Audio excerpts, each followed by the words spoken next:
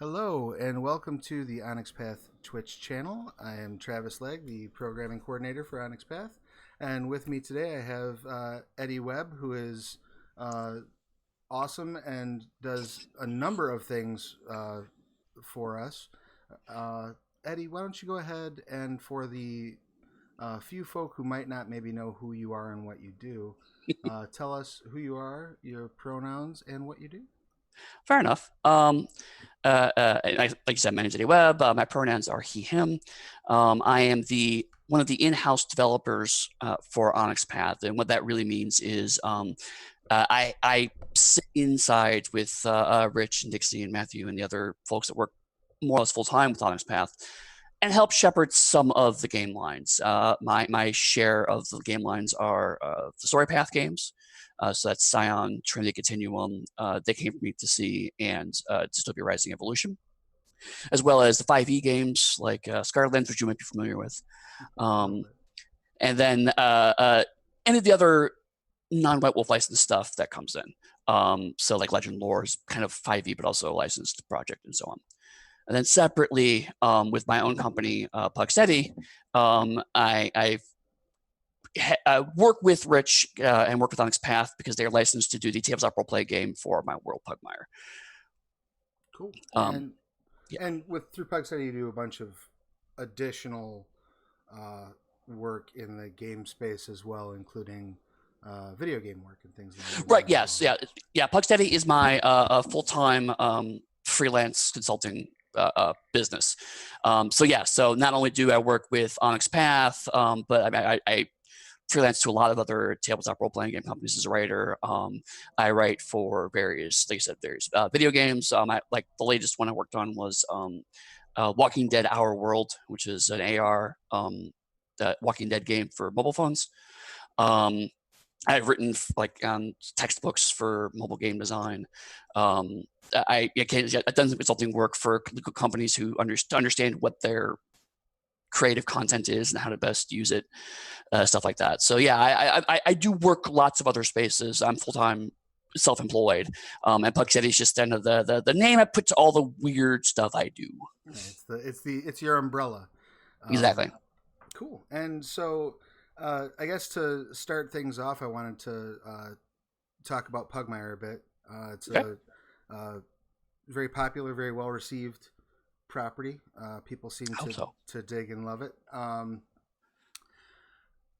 What would be your Pugmire elevator pitch in case somebody has not yet encountered the property? If I didn't just lose you, freeze. Hold on, sorry, I froze for a second, but I think we're back. Yeah. Sorry about that. That's all right. Elevator pitch, right? Yeah. So Pugmire is set far in the future of our world. It's a fantasy world, but it's set in the kind of ruins of planet Earth. So, humanity's gone. They've died out. They've gone to space. They've become alien brain clouds, what have you.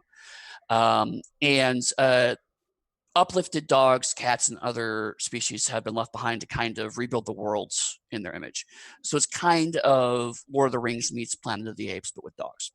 That's the high-level pitch for Realms of Pugmire. That's awesome. And I know, obviously, you're a animal aficionado. Yes. A fan of dogs. How did you stumble upon this creative hook? What brought Pugmire into fruition as an idea for you?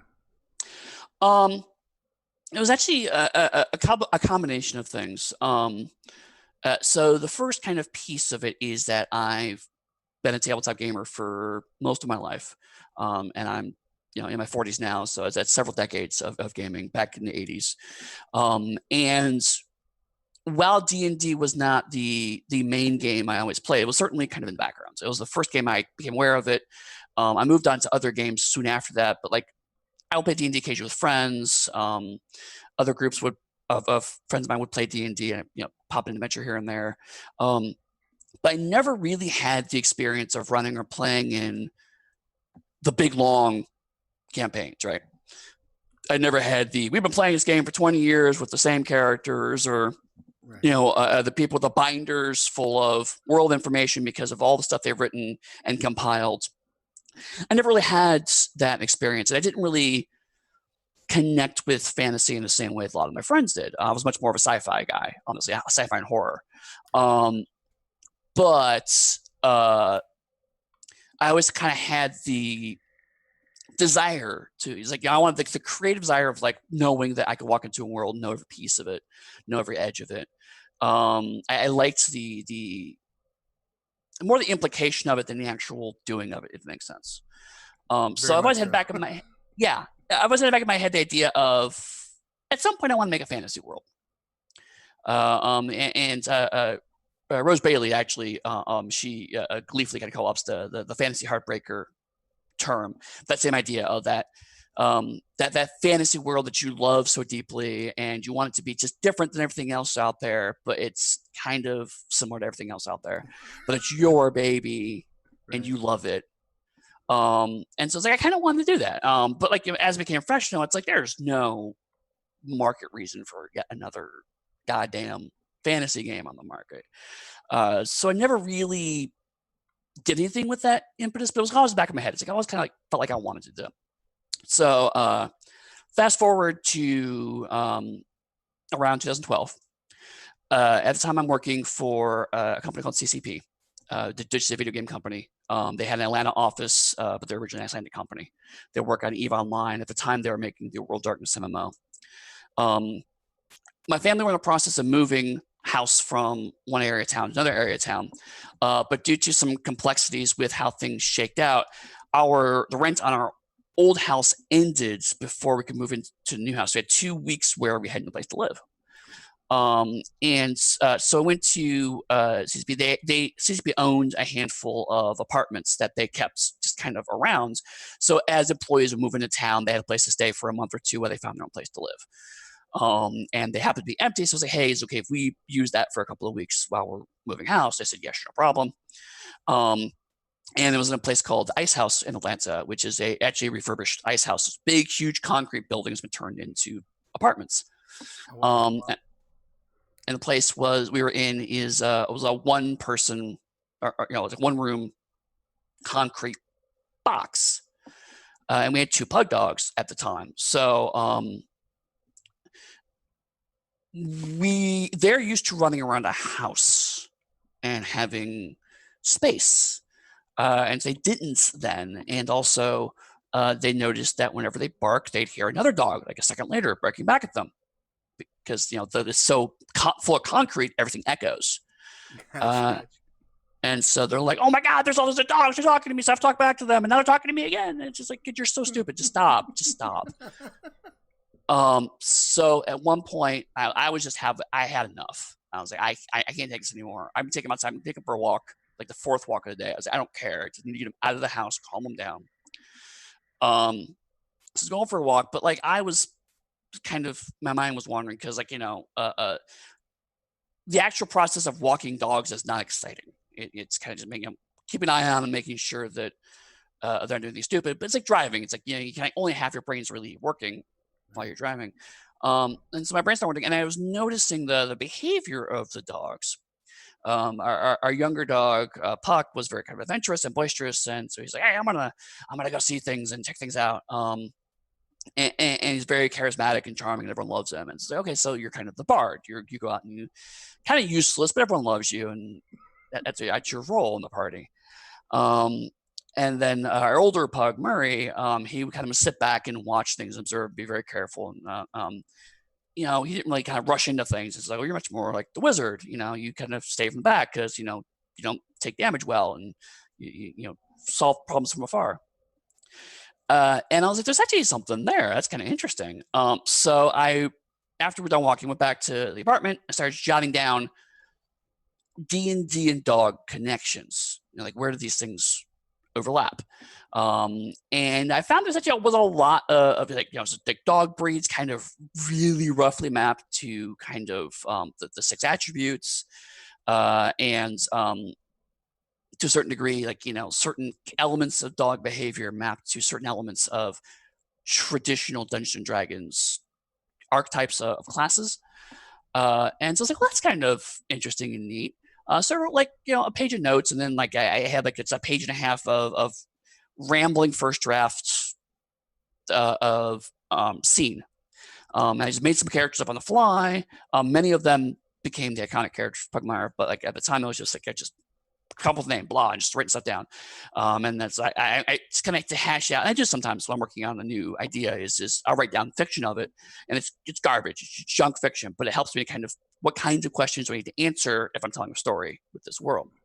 By writing a story, I can say, okay, well, now I need to figure out what language they have. Okay, well, let's figure that out. Boom, done. I need to figure this out. Blah blah. And so this kind of hangs together. So I put it in my extremely large folder of ideas that are cool, but I'll never get to. And then a couple years later, I got laid off. Well, a lot of people got laid off from CCP, but I was one of the people who got laid off from CCP, and I was looking for work pretty quickly. An anthology had opened up for submissions, and they encouraged me to submit. So I picked up the old Pugmire idea, which I at the time was calling something else, and I was like, I'll pull together a short story about this. And I realized as I was writing that it was set in a post-apocalyptic world because I wanted to play with the idea of what happens when you inherit a world that you don't entirely understand. Because dogs get us. Dogs live with humans, but some things that humans do, clearly dogs are not understanding the logic behind it. It's like, why do you leave? Right. Then come back. Just stay here. Right. Just so much easier. Stuff like that. And so wrote that off, was very happy with it. The editors that worked with me on the story really loved it. And as we were wrapping up the process, like, here you go, here's the proofs, blah, blah. It's been great working with you. Let us know when you make the role-playing game. And I'm like, what role-playing game? I have no idea what you're talking about. It was never in the cards. But that's connected to that desire to make that fantasy heartbreaker world. Like almost in my head, immediately it was like click. And I was like, maybe there is something here. So I was in a chat with Rich Thomas because Rich and I have been working together for at that time several years. He was also giving me some Onyx Path work to kind of help me out, and so we got into a call. We were kind of chatting about stuff, and I was like, I've got this idea for a game. I don't know what I'm going to do with it. And he's like, why don't you pitch it to me? Because that time he was just starting to move into what our creator-owned stuff would look like. And it's like, I want to kind of explore that space. It's like, I know you, I trust you. I could probably work something out with you, but show me what you got. And it's like, it's not very dark. It's not very, because at that time it was World Darkness, Chronicles Darkness, right? Exalted. It's like, it's not very dark. It's not very, it's about dogs and cats and stuff. And he's like, well, let's see what it is. So I put together a 14-page pitch. I sent it to him. We had lots of talks about it, but he was really genuinely excited about it in a way that I was not expecting. He's like, no, I really do want this. Let's make this work. And he had a lot of pushback on things, not like in a you have to do things this way, more like, have you thought about this? Here's how it could work. Because again, my original pitch was very dark because I thought that's what the Onyx Path brand was. And Rich was like, no, the Onyx Path can be more than this. It could be more diverse than this. It could encompass different tonalities than just grimdark. Because, like, for example, the first version of the game, the first title was called The Fall of Pugmire. It was about how Pugmire had been destroyed and dogs were trying to salvage their world. It was not a fun experience. So I mean, we worked on it, and then we came to an agreement, and I was like, okay, cool. Well, you're the person who showed interest, being technically the second person ever to publish anything with Pugmire, but we came to a deal with him. It's like, that's why the Onyx Path relationship is so important to it, not just because I'm friends with Rich, but also they were the first person that really said, we'll get the Kickstarter together. We'll put this in stores because Rich believes so strongly that it was a good thing. So I'm forever grateful to Onyx Path for having that much faith in me. And frankly, it seems like it's borne out. Lots of people seem to really dig it. So. Yeah, it does seem like it's doing quite well. Forgive me if there's a little bit of background noise here. I've got some construction in the neighborhood. You had mentioned your relationship with sci-fi. Can you touch on a little bit, because that does show up in Pugmire to a degree. Can you touch on that a little bit? Yeah. So a lot of my friends were again this late 70s, early 80s. The 70s was really kind of a point where genre fantasy and genre sci-fi both were kind of exploding. Um, Star Wars became a big kind of linchpin for that, and a lot of people saw Star Wars, and you really when you see Star Wars when you're a kid, you really gravitate to either the fantasy elements or sci-fi elements. A lot of people do both, but I mean, in my experience, a lot of people kind of they're either really into the droids and the computers and the aliens, or they're really into the lightsaber fights and into the mythology and to the Force and all that stuff. So either you're a space wizard or you're a robot, and kind of like high level. Um, so I kind of really get gravitated into the sci-fi stuff, and so I ended up starting reading a lot of the earlier like 50s era, the Asimov, Heinlein kind of stuff, and that really kind of connected with me. But what I think really tipped me over the edge was finding William Gibson, because at this time I was also starting to get interested into the punk movement, heavy metal, and the like. Partially because I was an angry disabled kid. I mean, it's like I was I was a poor kid. I had hearing loss. I lived in an area that was economically depressed. Um, it was a steel town where the steel dried up. It was a car town where there's one car, basically car jobs left. Very kind of Rust Belt, blue collar area. Um, and so punk and hip hop and heavy metal all kind of had a strong connection for me. And I wasn't really seeing that in the fiction I was reading, because it was all very utopic. Everything will be fine. Humanity will surpass, and all white dudes will save you all. And I was like, yeah, I'm just not seeing myself in this. Um, and then I got into William Gibson and to cyberpunk, and that really kind of cemented it for me. And so I didn't see that edge in a lot of the games I was playing. And so it's like that's why I never really. At the time, I was more of a superhero guy. I was definitely wasn't D&D. It wasn't really in Marvel at the time. Mid '80s Marvel wasn't really going that route. This is pre Punisher, pre '90s. I think it goes way the other direction. But then I picked up. Then it was just called Cyberpunk before it became Cyberpunk 2020. Picked up Shadowrun. Then later picked up Vampire, and that kind of 6-year span of gaming really cemented me. But again, it kind of really pushed me towards the sci-fi component of it. It's that in the future things are going to get better and worse kind of simultaneously, and you kind of have to stand up and do something about it. So when I kind of came back around to slightly more kind of optimistic, funnier gaming, because also the humor is a big part of my culture too. I mean, I'm talking sci-fi. I'm also talking about like 70 eras Tom Baker Doctor Who, Hitchhiker's Guide to the Galaxy. So humor was still a big piece of that. So as I'm playing these angry games, I'm also looking at stuff like Teenagers from Outer Space. I'm looking at the brawl game. I just blanked the name of it. There's a sci-fi game where you play. You play in a bar where different dimensions kind of go. I blank on the name. Anyway, the Avalon Hill game. There's lots of these games I was playing kind of at the time, and I realized that Gamma Worlds was doing a lot of what I wanted from a D&D game, but it had that humor and sci-fi components that I really gravitated to. So Gamma World kind of became what I wanted a D&D game to be, which is one of those things that if you look at it at a high level, it's kind of D&D-ish, and then you play the game, it's very not D&D. So if you say, I want my D&D game to look like this game that's really not D&D at all, kind of skews your perception of how D&D should be played.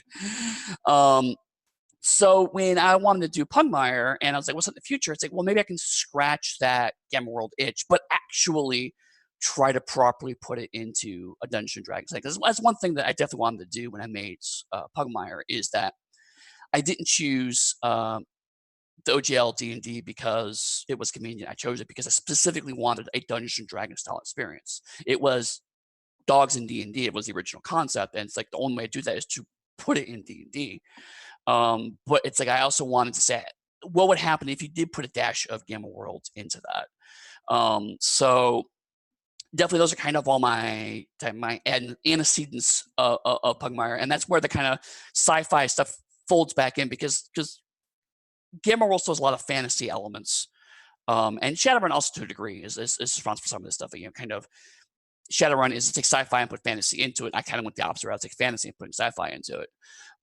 So I mean, there's certainly those components as well. But I mean, it was I came back around to fantasy through sci-fi and sci-fi adjacent stuff. That makes a lot of sense. Again, sorry about the noise in the background if you're picking it up. One of the things that I wanted to, I guess, drill down into a little bit with Pugmire is, did you find any difficulty, or what was your process in saying we want to create this world that is ostensibly sci-fi or based in sci-fi roots, and give it that fantasy feel? Because when you look at things like the enemies, several of them are ultimately at the meta level technological. Mm-hmm. Things like that. So what did you find challenges in making those fit, or did you not sweat that too much and just kind of say, how much hand wavium did you apply? Things like that. It's a little bit of both. Like when I first started working, I just didn't care. I mean, I wrote the first story, and it was basically I got 5,000 words. I'm just not going to sweat how this works. I had really vague ideas, like okay, a laser gun is actually like a wands of fire. A grenade is basically kind of like a contained explosive rune spell, that kind of stuff. Really, really vague, high level stuff. But otherwise, I just didn't sweat. Like, okay, how do zombies work? I don't know. Zombies are cool. They're in the game, or they're in the story, I should say. And then when I had to make a role playing game, it's okay, I understand how this stuff actually works. And so what I ended up doing is originally the game was not going to be based on 5th edition, because 5th edition had just come out when I was in the middle of designing it.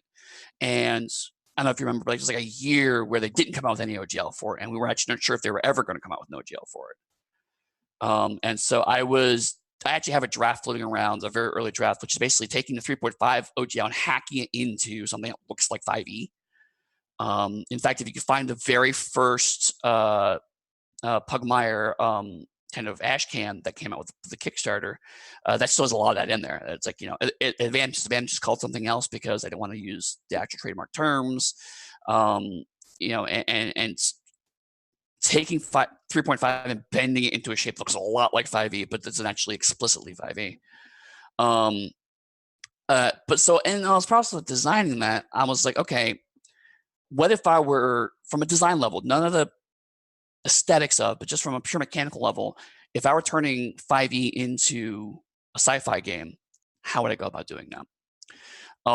And the answer was not a ton needed to change. So it's like, you see little things like fire damage has changed to heat, as an example.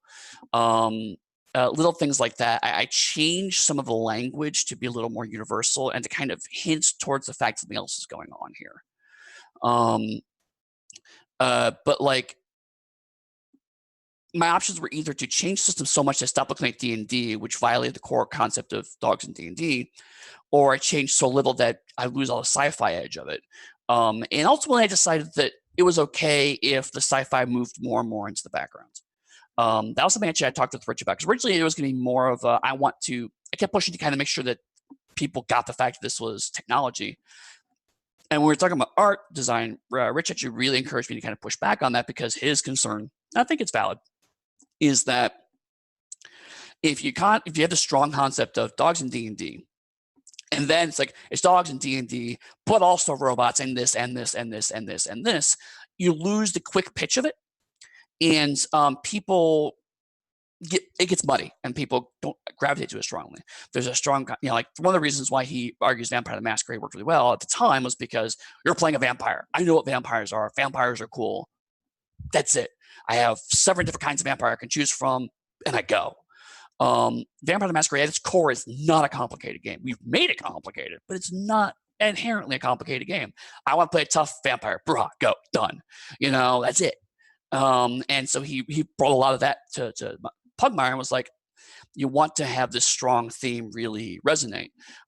So when the art design kind of started going that direction, and I was like, no, it makes sense. You want to have this evocative fantasy world and leave the sci-fi elements as more of an opt-in element. Now, as I've adapted this to other media and other projects, longer projects that longer fiction projects or whatever, there's more points where we kind of have to sell it a bit more.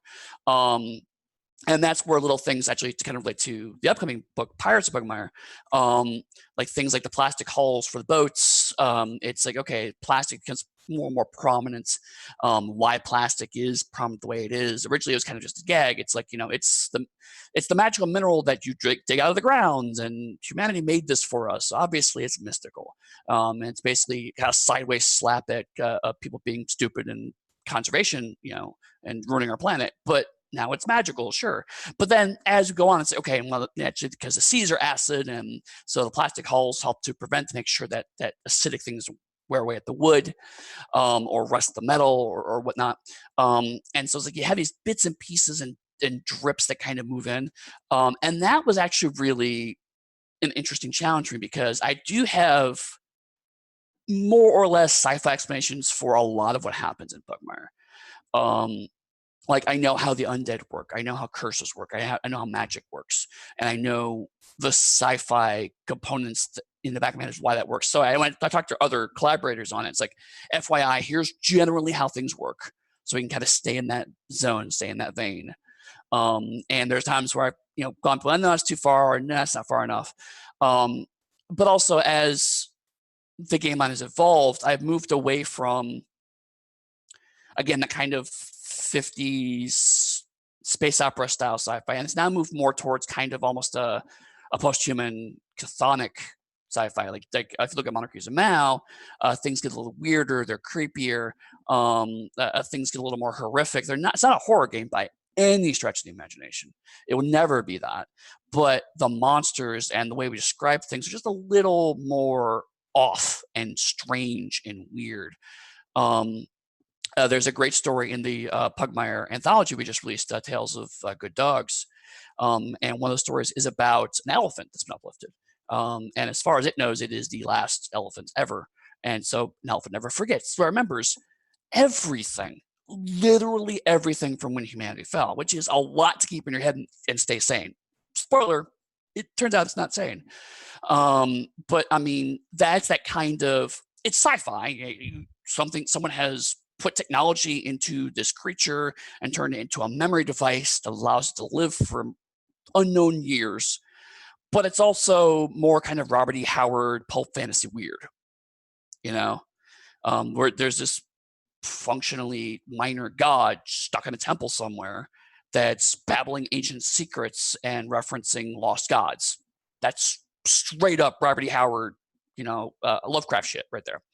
So that's kind of where I've slid the sci-fi over time to more of that weird sci-fi, weird horror end of the spectrum, rather than what I originally envisioned, which is much more kind of let's jam ray guns and flying saucers into a fantasy game. That makes a lot of sense. And so you had mentioned Pirates of Pugmire, and I know you also have, for anybody who's been paying attention to the Onyx Path Monday meeting notes, you have the guide to creating in the realms of Pugmire. Yep. Is Mm-hmm. in the works as well. Mm-hmm. So if you could talk a little bit about those two projects, specifically, well, in general, kind of what they are and what we can expect, but also specifically how those elements we just discussed kind of are represented or tied into those. Is that something that you cover in the guide to creating the realms? Is kind of the top level? This is how this really works. Yes and no. The creating in the realms of Pugmire is honestly, it started off as I had a lot of disparate bits and pieces of me talking about Pugmire floating around in my hard drive on the internet. I had written a writer's guide. I had written some background material for my writers. I had written a bunch of blog posts for Onyx Path. I had written a style guide. I had written some lengthy emails to people. I had a lot of questions from our Japanese translators from Pugmire asking about how things worked. Um, and so I had lots of bits and pieces that kind of aggregated together to this is generally what I think about Pugmire. And then my friend Rose Bailey, she did a kind of writer's guide to Vampire Requiem for Storyteller's Vault, and it just blew up. People were really excited about it. And so Matt McElroy is like, we should do something like this for Onyx Path. And I was like, well, I have all this stuff for Pugmire kind of pulled together. And part of the reason why it's taking longer than I originally thought, I was like, I'll spend the weekend, knock it all together, do a spell check, call it day. I really thought it'd be a very fast project. It's taking me longer than that partially because I had a lot. Getting the weekend has been hard to get together. But also, as I've been rereading some of this stuff, it's like I realized that things have shifted, things changed since I first started working on this back in 2014ish. It's been 5 years, and where I stand now, the property has evolved and changed a little bit. But also, there's still some things I want to keep in my back pocket. Right? One of the things I think is important for Pugmire is that people should be able to play in that space. I completely dig that there are what I like to call big box games, where it's like the world is completely spelled out for you, and you're given the world, and you just play in somebody else's sandbox. Your Water Deeps, your Shadowruns, your even Vampire the Masquerade to a degree. Every edge of the world is spelled out, and there's no surprises, and you just go in there and play in that space and see what comes out. And I totally get that. It's the appeal of that. I'm not dismissing the box games in any way, shape, or form. I've worked in them for many years. I've had a good career out of working in a lot of those spaces. But with Pugmire, I wanted people to be able to see their own pets, see their own relationships with animals, and have conversations that they can't have in those kinds of spaces. And so it requires them to be able to create. There has to be always some edges of the world that are never answered. And some of those are universal. Like there are some, like people have asked me what happened to humanity. I don't have an answer for it. It's not that I'm not telling you. I genuinely don't know. I probably will never actually answer the question because it doesn't matter. They're just gone. That's all that matters. So what happened? That's why I always, every time someone asks me what happened to humanity, I come up with a new answer. I'm like 14 or 15 now. But one time I was like, they went to Mars and started the Cavaliers of Mars game. That's how that happens. And they're all contradictory and silly, and that's the point because it doesn't matter. I do have a better sense of things like how necromancy works. There's some secrets to the setting that I do know. I'm not going to put those in that book because partially it won't spoil anything. I don't know what I'm going to do with those pieces. I have to read those. Particular things like how cat necromancy works and what's going on underneath cities of Pugmire and Mal, and how the badgers fit into everything. I have answers to all of those, but I want to work those into future projects, I think. And I want people to be excited and delighted by those when they come out, rather than me giving an answer and going, cool, wait 4 years before you see what it actually means, right? I'd rather make yourself up. The other thing also is, to a certain degree, it doesn't matter what my answer is. If I want people to create in that world, I have to give them a chance to make their own stuff that I would do. And some of that is stuff that I would never do and look at, and it's like, nope, I still will never do that. Other people do stuff and say, wow, I wish I had thought of that. That's really interesting.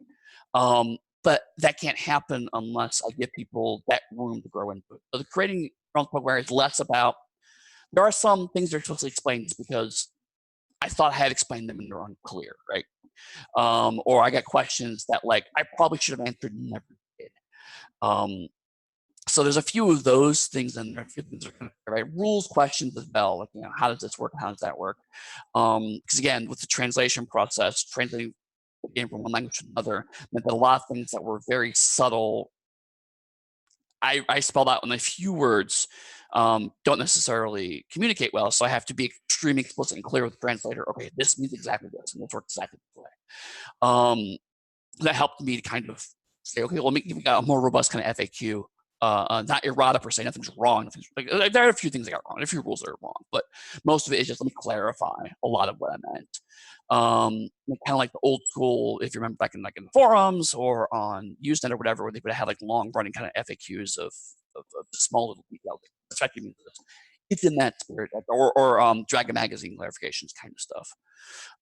But also just lots of essays on like, here's why reincarnation with cats works the way it did. Here's why cats have a different way of using fortune than dogs do, and let's design why I did that way. So making your own project, you know why I made design decisions. So some of it is world design, and some of it is game design, but it's meant to more say, here's my logic, here's why I came to these conclusions. So when you're making your own products, you can build on that foundation rather than me telling you, this is my world, so it must go this way. It's saying, here's how my thought process works. So you can either agree with that and build from there so you can make more informed design decisions, or say, nah, in my game, I'd rather things work this way, and know exactly what you're yanking out of the system and make informed decisions for how you go in this direction, knowing that's not what I intend. That's okay.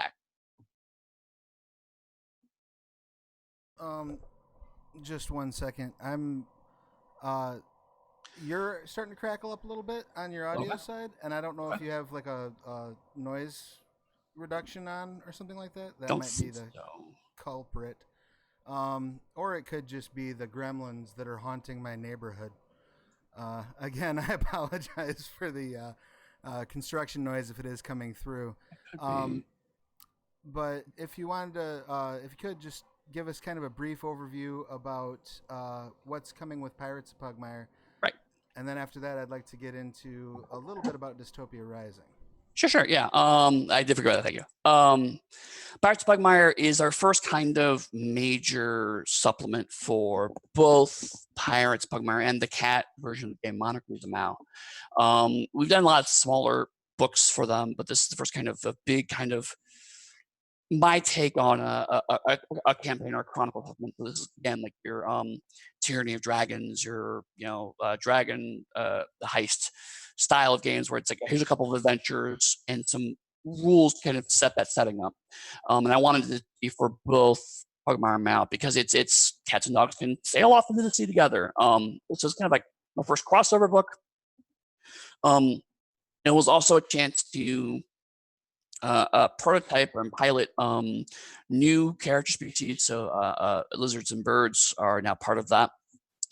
There's rules for sailing, rules for ship fighting, how plunder works, how treasure works, new treasures, that kind of stuff. All the things you need for a pirate style game. And there's 3 adventures in the back as well, and adventure hooks and ways you can kind of. It's meant to be explicit kind of chronicle. So each adventure leads to the next, but also stuff you can play in the middle and the margins. And that'll get his attention because I wanted it to be play this adventure, and I can play around this new space you're in, and then we'll describe that space. And then I sail off to another place, play around that space a bit, and then here describe that space. So that way people build more adventures out of it. But one of the things that was interesting about that process is that it was never meant to be the big book of lizards and birds, right? Because I've done a big book of dogs, big book of cats, and while I respect the fact that I've had both snakes and birds and other lizards as pets, it's like it's missing them as pets. It's rather they don't have the strong cultural resonance that dogs and cats do. So it's like I really want to focus on birds and lizards in the focus of a pirate adventure. So this isn't definitive word in either of those. This is just you're playing a pirate adventure. This is a slice of those species you'll see, the characters you'll play in that space. And I think people were expecting a lot more out of that than I was willing to put into it. It's ultimately a book about being a pirate. It's not a book about being a lizard or a bird. So I think people would think in the end. I think it's really, as long as you go into it with the idea of is really at the end of the day a book about supporting dogs and cats and giving you a couple more options rather than a whole new core book that gives you new ways. But again, it's like to go back to my antecedents. Dragon Heist for D&D is not meant to be completely reinvent how you play D&D. It's meant to say, okay, if you want to play a game that's more based in a city, here are the tweaks and modifications for a city-based adventure. But at the end of the day, you're going to go into Dungeons and Dragons. That's out. It's not going to be a deep political city game. There are other games that are better. That's the same idea. It's like it's ultimately a game about cats and dogs. So they're going to be the forerunners. They're going to be the stars. They're going to be the center of the game. But I want to make sure that people had other options so they can play them. But pirates adventures really about dogs and cats going off on pirate adventures. Excellent. And that right now is in editing. I know that Onyx Path avoids release dates specifically. Do we have ETA? Do we have any sort of like we're looking at? Would you guess first half of the year maybe? Well, actually, I will correct you one point. It's actually layout. It's not editing. But I mean, so it's probably going to be pretty fast once it gets laid out. Layout is taking a little longer because we don't have, like with a Pugmire book or a Monarchies of Mal book, the big wrap up to making the first book. We have to know the look and the style that book's going to look like. And actually, Pugmire is even more of a ramp up because it's a brand new game. And we also have a different size than our usual book, so it was a very longer than usual process. But then once you have that down, then future Pugmire books or book. That's kind of how we do our design. And Monarchies of Mal is a different take on the Pugmire book, but we still, so we have to figure out what that looks like and color schemes and art. So we have the Pugmire base off of, and then the Mal books after that all look the same. This is neither of those.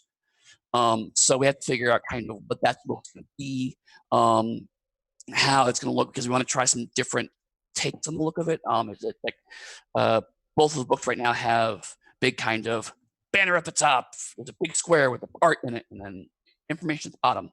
That's very much the look of it. And we're thinking Pirates Pugmire might try a different look, maybe a full page art, just lead out the edges, something. We have some different ideas. Possibly the logo designs can be a little different than the ones done previously.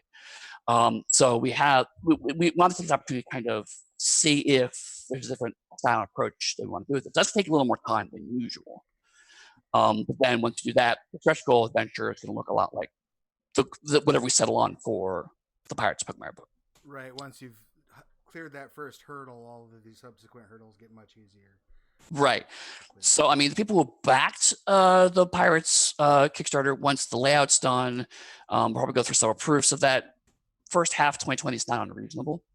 And then we have to give it to the printer, get it in distribution. That could take a long time too, because it's a while. Distributors take a while.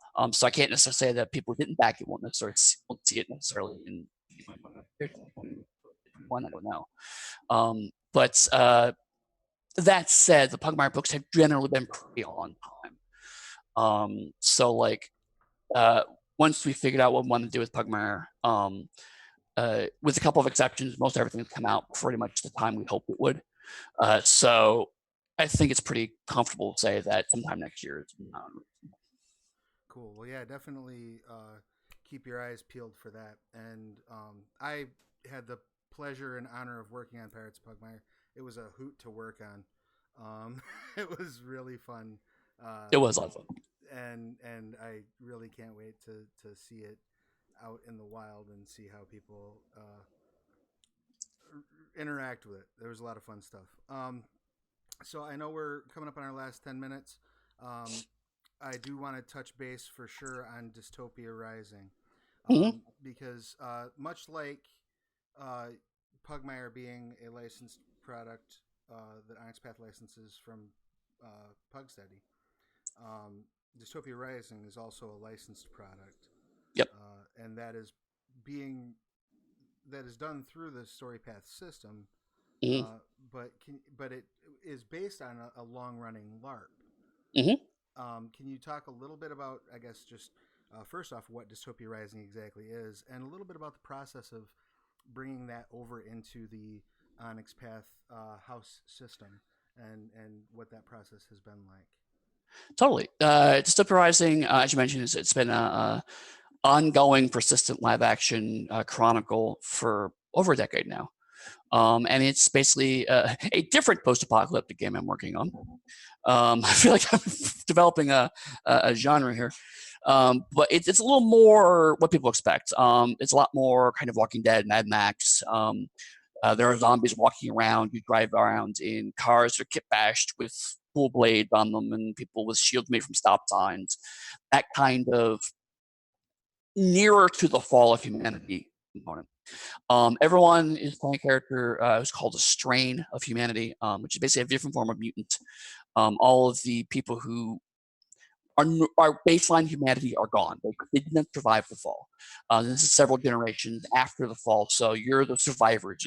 Your family's lived on, and through mutations and genetics and whatnot, developed into all these different kinds of strains of humanity. But one thing that's interesting about this world is that rather than being kind of generic radiation, although it does have cinematic radiation, radiation does not work the way it does in real life. It works in a way that pop culture, sci-fi, and post-apocalyptic movies does. But also, everything is infected with an infection, a fungus infection that regrows. So how zombies work is that when people die, they actually are regrown and rebuilt by this fungus. And if you die and come back, there's a chance that you can keep a lot of what makes you you. But your emotional connection to people dies off each time. And the more this happens, the less and less of you kind of comes back. Eventually, you come back as a man tusk, which is where the zombies come around. Some people don't have the strength of will; they die and immediately come back as a zombie. And some people, the fungus doesn't even resurrect. Sometimes they just never come back. But player characters can actually die and come back. And that was kind of lead into the story path system. Originally, just surprising, was originally a tabletop game before it became, or right around the time it became a live action game. I think the live action game first, but the tabletop game soon after, because it's a well, already have this material, let's go ahead and make a tabletop game out of it. And the people who made it were clearly inspired by the storytelling systems. Dots are being used, pens are used. It's definitely kind of, they were inspired by the kinds of games that the people on Onyx Path made beforehand. But since the legal, like storytelling techniques are now owned by another company, they're not owned by Onyx Path, and it was so close to some of those games. My argument was like, we can rework the system, but there'll be a lot of tweaks and changes we have to make, modernize it to make it a little more smooth, but also to keep it further away from any potential legal ramifications that might occur. Or we just port the whole thing over to StoryPath. And I actually had a lot of compelling reasons for that. StoryPath is a lot more flexible. It built from the ground up to be a modern system. But also it had the mechanical component called bonds, which are all Trinity and Plan, all of them. The idea is that as you're connected to people, you have a number value, I'm friendship 5 or married 3, whatever. And then you can lean on those bonds to give you dice in certain circumstances that are appropriate. Which for a game about rebuilding a community, I thought was really, really strong. And I thought that was one piece that I wanted to emphasize, that because this is a game about rebuilding from the ashes, that character connections were a very important part, and there had to be a mechanic. And so the original DR system, when you died and came back, it was kind of a number. You could die X number of times. In discussions, I equated it to quarters on a machine. It's like I could put in 3 quarters, and I'll just play the game 3 times, and then I'm done. And that's not fun because the first 2 quarters don't matter really. Well, I got another quarter. If I die, I'll just be stupid. I got another life left. But it's the last life that matters. And I was like, so narratively speaking, why not go to the last life? And if that's the case, then why even has a resurrection mechanic? So I was like, there needs to be a danger to go design coming back, and there needs to be a cost for coming back. And so that's why I was like, if you're thinking about building a community and you no longer have an emotional connection to the people you're building a community with, it's terrifying. So that's where the kind of story path piece kind of came in, and we started building from there. And also there are other elements like, in 10 years, we could do some things better. Can we, get rid of some problematic material? Can we, update material to be more appropriate and more inclusive? Other things like that. But in addition to it, it's like, how can we make the actual playing the game piece of it more interesting and compelling? And one of the things that the folks at Dystopia Rising were really great about was I would come to them and say, whatever you guys need to do to make this connect to the LARP, I'm happy to do. But I have some ideas on how would make a good tabletop experience specifically. And they were very accommodating to that. And in fact, a lot of things I ended up pitching, they found ways to work some of those elements back into their rewrite of the live action background. So, I mean, I was genuinely humbled and pleased that they were so happy with the stuff I was coming up with that they actually ended up working into the core material, because I would have been happy to kind of just make it work somehow. But by working with a story path specifically, it allowed me to think about things like how do scenes in traditional zombie films, post-apocalyptic films come about, and how can we emulate those better? So, like for example, one thing I noticed when I was doing kind of watching sampling media is that a single zombie is only scary very early on. But pretty quickly, either in a television series or in a movie, a single zombie becomes more of an inconvenience, and particularly in longer fiction. A Walking Dead, by season 5 or 6, you almost never see a single zombie as anything more than an excuse for a cool action scene. But hordes of zombies are always pretty constantly scary. And there's a reason why we think of zombies as a collective rather than a single. You know, even older films like Night of the Dead, Day of the Dead, the Romero films, it's that seeing streets filled with them. It's seeing them pouring out of buildings. Those are the scary moments. And so by being able to do things like apply scale to zombies, that way it's okay, well, a single zombie needs to kill, bang. But now we're at scale to that because it's a horde. And now it's okay, well, these things are getting multiple dice by attacking me because there's so many of them. And all I'm doing is whittling them down to try to buy off that scale. Then it becomes, well, this is actually really, really hard. And allows things to do it in a cinematic way that's not, okay, I have to keep track of 50 dice rolls and 50 sets of hit points. Okay, this guy takes 12, that guy takes 2, 7. But it's boring and dull and reductive. So it's kind of just emulate that. And so it's cool. There's baby zombie at scale to it, not the bigger zombie. And then also the other piece that was interesting is that Neil and Danielle had both crafted really good crafting rules for Scion and for Trinity. For Scion, it was making mythical artifacts and relics, and for Trinity, it was mad science kind of stuff. So I wanted to kind of build off that because again, another piece is you're rebuilding from the ashes, and you can't really have a strong Mad Max style post-apocalyptic adventure if you can't have again cars kitted out or people with custom armor or crossbow shotguns and bonkers stuff like that. Guitars that shoot fire, right? Right, exactly. Yeah, you need that kind of stuff. So being able to take that existing things and I wanted to have a setting where it's okay, we need this particular guitar to get this guitar flamethrower to work. So we have to travel to this other city and through this maze of zombies to be able to find the guitar of Gestalt or whatever and pull it in. And so I had basically two but I also don't want everything to be that. So I have two kind of currencies, which is that basically they're scrap, just kind of generic. Find a thing, you trip it down, you get a certain number of points, scrap thing, how good you are at salvaging it, and then you convert those scrap points into other things you want to buy tags, whatever to add on to your stuff.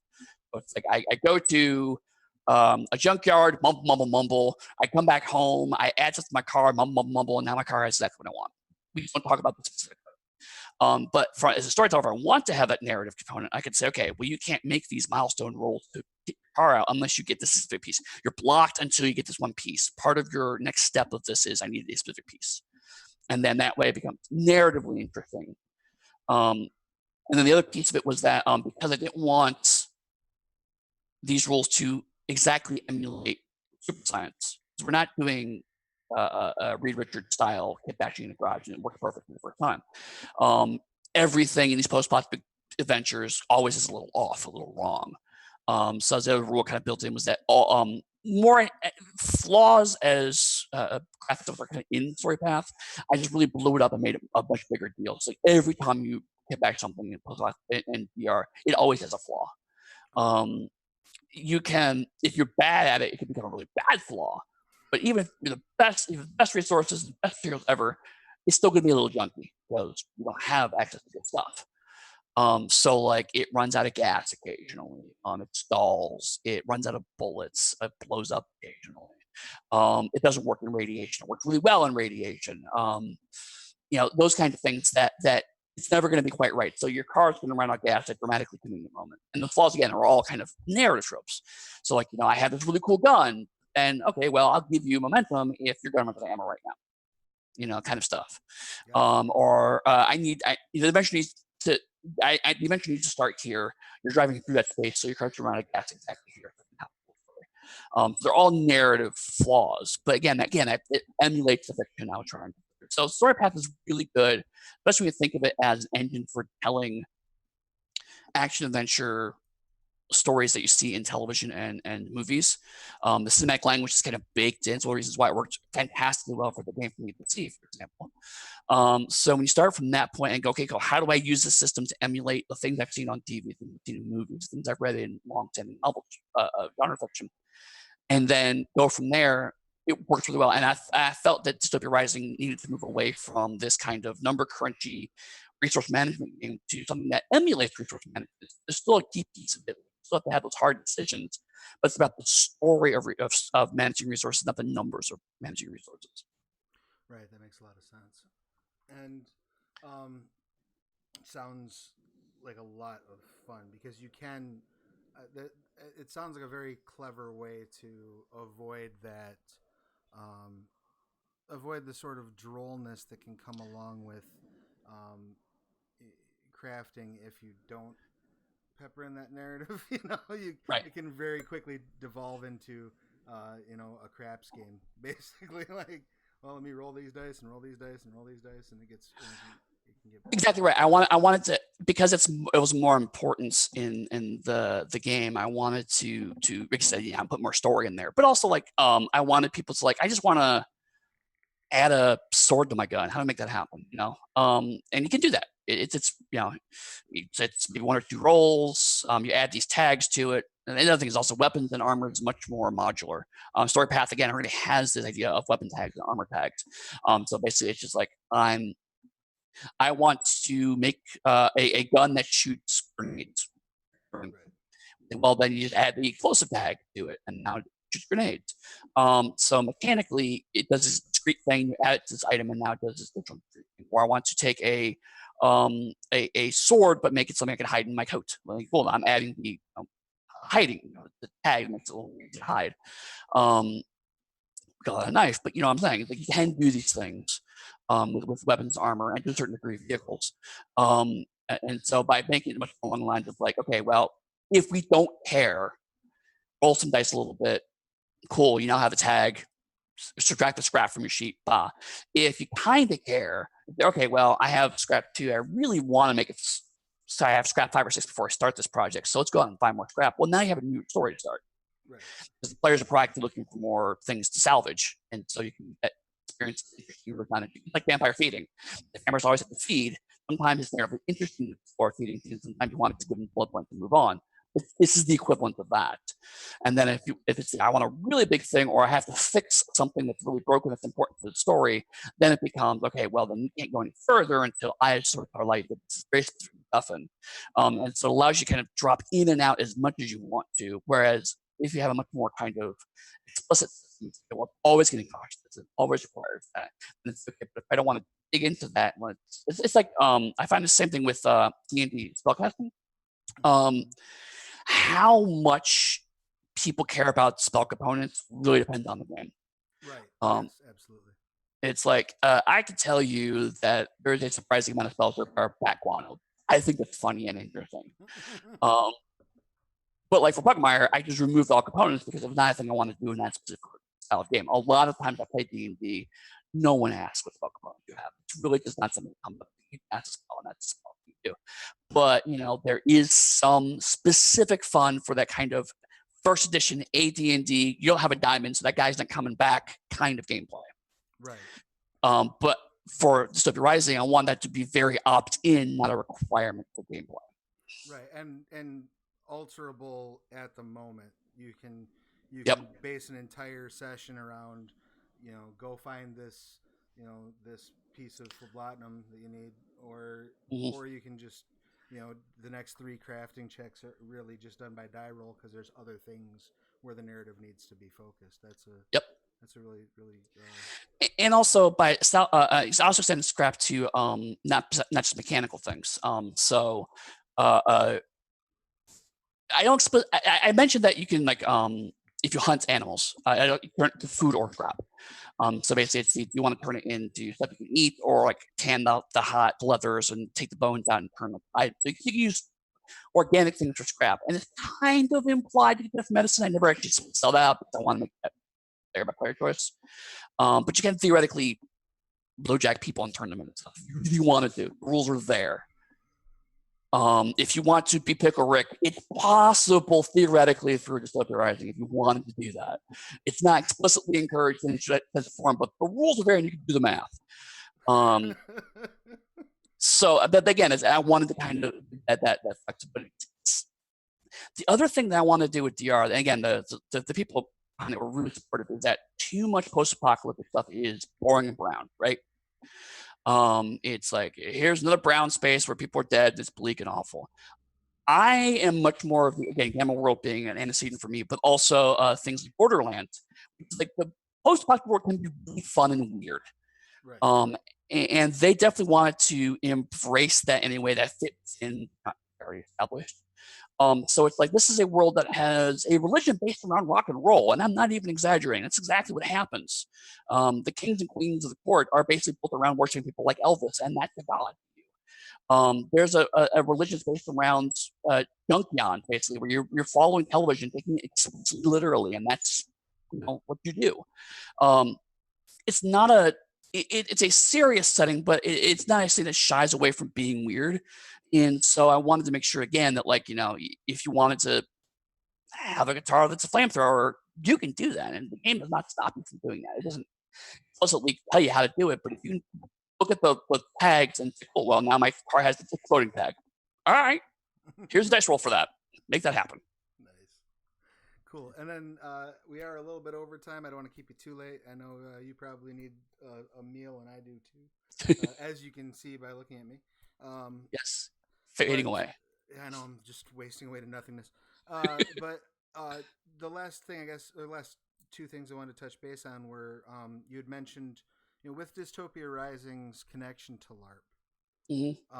Has any of this development that you've been doing on that, is any of that building towards potential backwards engineering for a story path type of a LARP situation, or is that something that some of that could be drawn from? Um, how tied to the IP would some of that stuff be, or would that be something that would be more applicable across the board? So what you're asking for is coming, but not through Dystopia Rising, which is weird. It's an interesting dynamic. So the short answer is no. Basically, the DR folks developed their separate live action system. The only thing that's really compatible between the two is continuity. So they basically push their continuity forward 3 years. They have what they call Rising Evolved, past tense, whereas tabletop gaming is Rising Evolution, ongoing sense. So the day one of Rising Evolution is current chronicle for the live action. But they have a completely different mechanical system. They basically just said, let's take the setting. I applied it through tabletop. They applied it to the live action, and there's going to be some weird elements between it, so you can't do it direct conversion easily.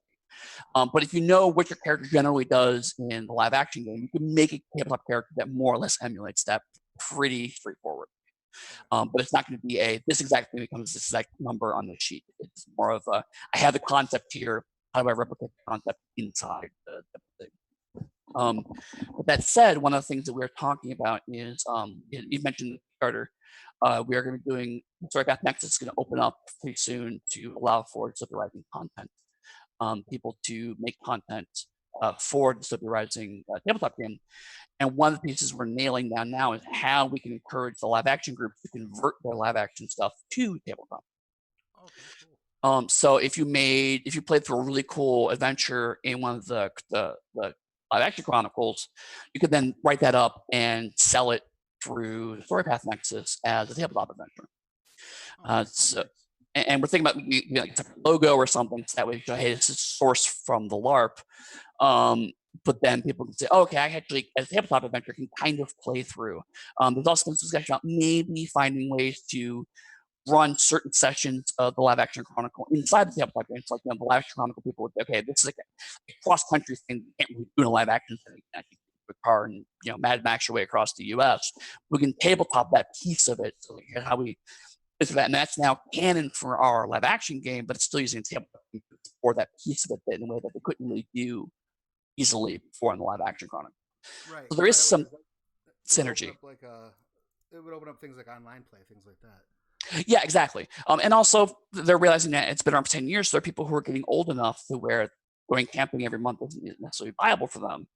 But they want to stay connected to live action games. So convert the character to a tabletop game, and then we'll convert our group into a tabletop only group, and then we'll start playing more and more tabletop chronicles. And they're thinking of ways that maybe they can have that feed back into it, or it just becomes a splinter game where, okay, we're just longer connected to your chronicle. I don't know, but all of these are possibilities that are being discussed, and we're excited about trying to explore them. But specifically, we're not. This is not taking a story path system and turning it into a live action system necessarily. That said, one of the stretch goals for the Scion Kickstarter was doing live action rules for Scion, and we did have a group that developed a very cool system for us for Scion. And we have purchased that from them. That is something that now Onyx Path completely owns. And so one of the things that's on my plate is to go through that, rework it slightly, because as the project evolves, what we wanted out of it and what they wanted out of it changed. It happens. It's all change as you develop. So kind of give it a quick pass to make sure that it's where we need to be now with Scion. Because like they were working on, like, we were still Scion was still Word documents, and now actual books. It's all things have changed when it all lines up, right? Sure. But like, if that works out well for Scion, then that's something maybe we can theoretically then do. How does it turn into a Trinity live action game? How does it turn into they came from C live action game? And how does it turn into a completely different Dystopia Rising live action game? If we really want to be that bonkers, it's like, oh, here's the Dystopia Rising Evolution live action game, which is now the Dystopia Rising Evolve live action game.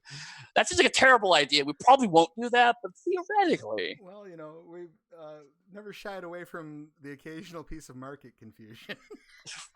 Right. It's like, we're playing Vampire. Which Vampire? Oh, the new one. Is that the new one? No, it's not Requiem, the new one. It's the old Requiem, or the new Masquerade, or the old Masquerade. Yeah, no, I'm all about market confusion. Let me. So, when does and forgive me if it already is and I missed it. When does the Dystopia Evolution core book? When is that available to the public? Do we have a? You didn't miss it. There's been a little bit of interesting confusion on that front. But because the jumpstart for a variety of reasons got done before the core book got done. Basically, like, things like indexing take a long time, and it's a bigger core book, so there's more stuff going on. And also, it's the printer right now. So there's lots of things why a core book takes longer than a jumpstart. But we decided that the jumpstart kind of there to people excited about. If the jumpstart is out, if you want to go get a sense of what Dystopia Rising is like, it has pre-generated characters, it has the base rules, and it has a sample adventure you can play. That's up on Drive Through RPG right now if you want to go get it. The core book, I believe it is either close to or about done printing.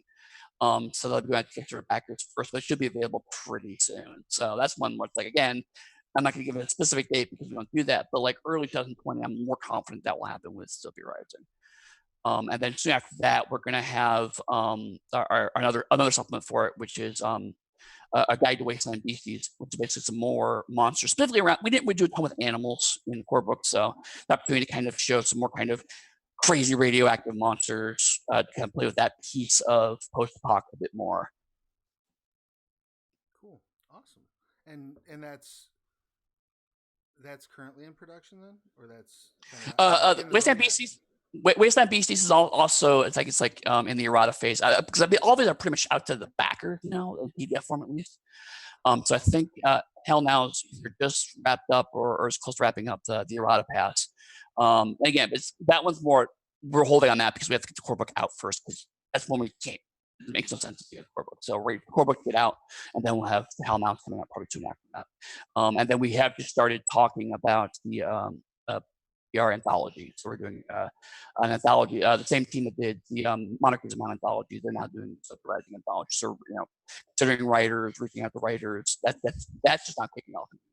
But anthologies are pretty fast, all things considered. Once that wrapped up, we're hoping to have that done again, maybe out to people early mid 2020.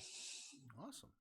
Well, Eddy, I can't thank you enough for taking the time to come and hang out. Everybody in chat, thank you for hanging out. Sorry I didn't get to more chat questions. I saw a couple things fly by.